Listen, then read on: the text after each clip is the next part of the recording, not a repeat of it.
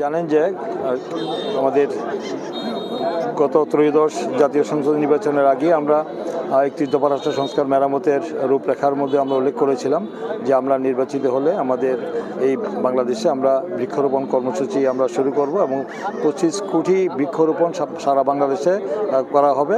সেটার অংশ হিসাবে আমাদের নির্বাচিত হওয়ার পর আমরা জানেন যে আজকে এই 1 এপ্রিল আনুষ্ঠানিকভাবে সড়ক জনপদের উদ্যোগে এবং তাদের তত্ত্বাবধানে আজকে আনুষ্ঠানিকভাবে আমাদের শুভ উদ্বোধন হচ্ছে মানে বৃক্ষরোপণ কর্মসূচির। সেটা অব্যাহত থাকবে এবং এটা সারা দেশে 25 কোটি বৃক্ষ আমরা রোপণ করব, যেন আমাদের পরিবেশ যে বৈশ্বিক যে আমাদের উষ্ণতা, এই উষ্ণতার কারণে আমাদের যে হচ্ছে মানে পরিবেশ বিঘ্নিত হচ্ছে, পরিবেশ রক্ষার জন্য, ভারসাম্য রক্ষার জন্য একটি দেশে 25% বনায়ন থাকা দরকার। সেই দেশে আমাদের মাত্র বোধ 12% রয়েছে।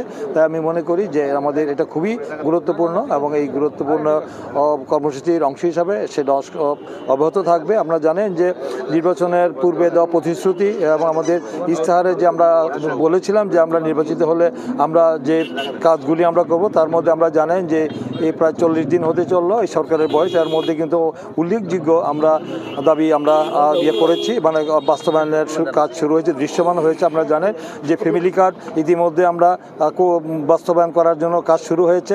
ফ্যামিলি কার্ড এবং কৃষক কার্ড দেওয়া হবে আগামী 14 তারিখে কৃষক কার্ড দেওয়া হবে। আপনারা জানেন যে 10,000 টাকা কৃষি ঋণ সুদ সহ মকুব করা হয়েছে এবং আমার হেলথ কার্ডও আমাদের দেওয়া হবে এবং খাল খাটা কর্মসূচি ইতিমধ্যে শুরু হয়েছে সারা দেশে, আমরা দেখতে পাচ্ছেন। এবং আমাদের যে প্রতিশ্রুতিগুলো দেওয়া হয়েছে সেই প্রতিশ্রুতিগুলি আমার পর্যায়ক্রমে সমস্তগুলো দৃশ্যমান হচ্ছে। বাংলাদেশের ইতিহাসে, পৃথিবীর ইতিহাসে একটি সরকারের এই অল্প সময়ের মধ্যে, এই 1 মাস 10 দিনের মধ্যে, এই অল্প সময়ের মধ্যে ইশতেহারের প্রতিশ্রুতি অঙ্গীকার যেটা ব্যাখ্যা করেছে সেটা বাস্তবায়ন করার ইতিহাস অত্যন্ত বিরল।